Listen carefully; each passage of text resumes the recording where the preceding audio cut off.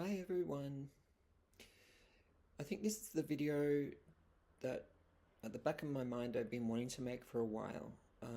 It's about the disjunctures of knowledge, of experience, of ethics, of true impact that operate within academic institutions. So by way of illustration, I'll use one example, and I use this for a friend, actually, who's a survivor, and he actually thought I could put it in a stand-up comedy um, routine. But of course, not only are such disjunctures kind of comic in the sense that they're surreal, but they also throw up a lot of questions, quite difficult questions, and so, it's not all that pleasant. Do I name names? You know, the imposter syndrome, not understood as I don't feel like I'm good enough to be in academia, but instead I'm going to put on a guise that makes me an expert and speak on behalf of other people and also mine their experiences to build my career. It's very prevalent in academia. You can see this as what some have called academic extractivism, right? And sometimes it even occurs when it's dressed up as co-design, when it's dressed up as participatory, and so on. So naming names may not be all that useful, but I guess I had not my first experience of this, but one that was particularly close to me, because I work on issues of chronic health and disease management, chronic health issues and disease management. And I try to do it in a participatory way. So reading the literature about kind of the politics of care and the mental health impacts both on the person who lives with a chronic illness and someone who cares for them seemed relevant points of entry in reading some of this literature. And so there's a particular book that's co-authored that kind of is about those issues amongst what are termed informal carers and formal carers, that is health professionals, within the context of end-of-life care. So not directly concerned with chronic illnesses and management. But it really takes a lens of affect, which is very popular theoretically within academia, the affect or affective turn. And so the authors document and demonstrate just how much emotional labour carers undertake and also the impact on their lives. And I guess the element of suffering that layers onto the experience of pain and illness for the individual. So there could be value in this kind of work, but it tracks situations that I as an individual have been in.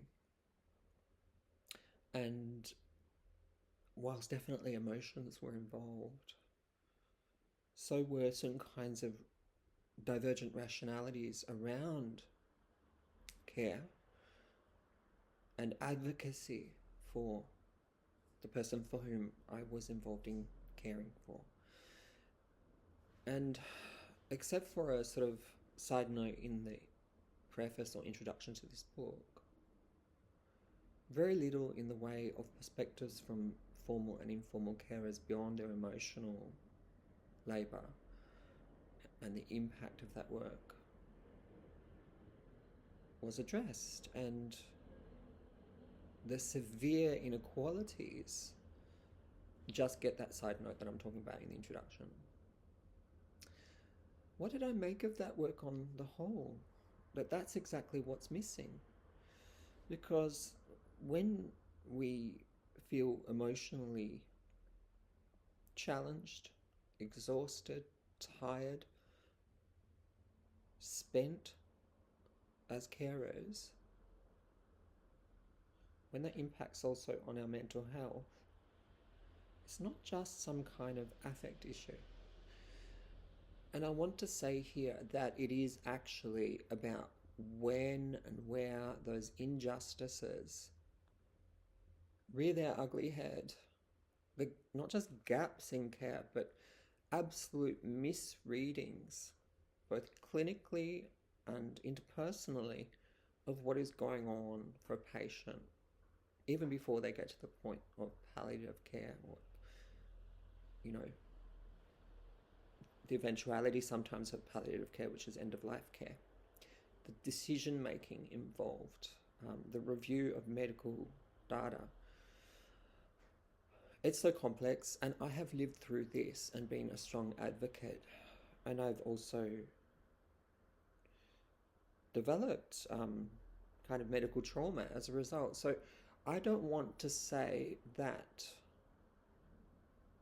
inequalities in emotional labour and the importance of hearing the voices of participants who might be informal or formal carers aren't important, but I have a strong feeling that where the injustices cropped up and the ability for individuals such as myself to analyse what was going on, to intervene in those injustices, was kind of omitted because it didn't fit within the remit of this book and the theoretical paradigm that they were beholden to. And it's ironic because they cover quite a few case studies, not just end-of-life care and maldistributed relations of care, and especially in regard to emotional labour, but they also address things such as, intergenerational trauma in family environments, the way in which certain people who perceive injustice seek to kind of get involved in practices of healing, resolution, reconciliation through family constellations, which I've actually addressed in another video. And it's really uncanny because I feel like every chapter covers areas that I have directly experienced and been immersed in. But I never wrote a book about the emotional labour involved, particularly as a sociologist, engaging with people embedded in those relations. And I think that, honestly, if I was capable, if I had the time, the wherewithal, the status and stature and the networks, I would write quite a different book. Because what does it mean then for people who have been enmeshed in those particular junctures to speak as knowers, not just as sources of data? So, okay, I've deliberated a little bit over this particular work without naming the researchers. I actually know one of them, and I asked them what motivated them to get into the work, and it wasn't from the point of view of personal experiences. Of course, as a researcher or researchers, one can be motivated by empathy. But then there's also research paradigms that are driven by what's seen as relevant to develop within a discipline, right? And what might get grants and what people are discovering, which for those of us in unequal social and economic relations, we know about, we go through, we battle with.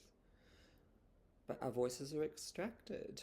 Now, I'm not saying personally that my voice was extracted, but I think I can get a sense of the horizon of unintelligibility there in terms of what gets forwarded within research agendas and what is not addressed, which is kind of the set of disjunctures that I wanted to address in this video. It's very difficult to operate in that environment when you yourself come from a background of unstable housing, adverse childhood experiences, DV, uh, family violence, abuse, being part of a minority or minorities, accessing social services, having to deal with the justice system as a young person. All of these cluster of issues, the policing, that people write about in sociology of health, in criminology and so on, they abstract points of view from select participants, but they do not actually fully engage with the lived experiences of these individuals who are living experience experts.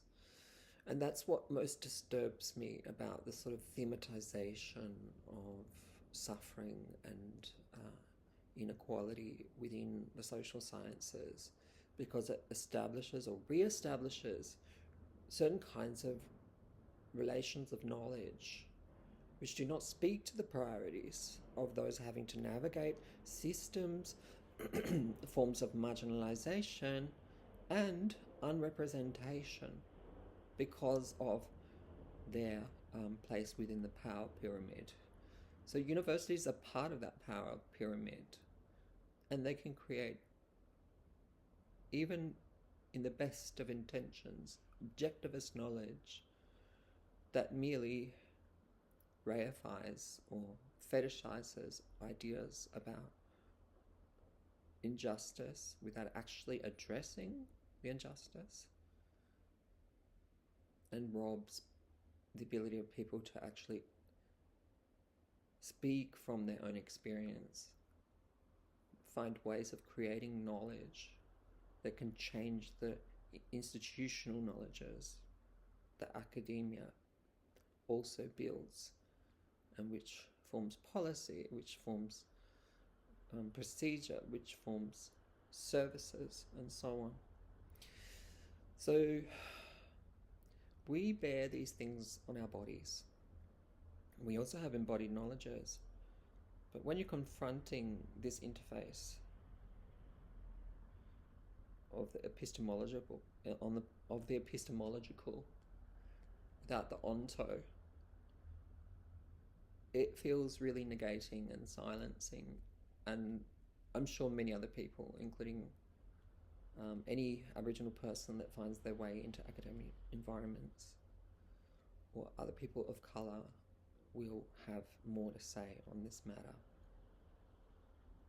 So there's not just silences, there's also the way in which certain kinds of issue making through research visibilizes certain dimensions and makes it impossible to see others by virtue of methods, by virtue of the lack of deep ethics of engagement, and an asymmetry between researcher and researched.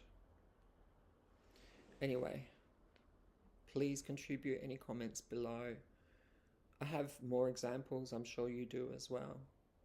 But I find it really unsustainable to be in that environment. I really do.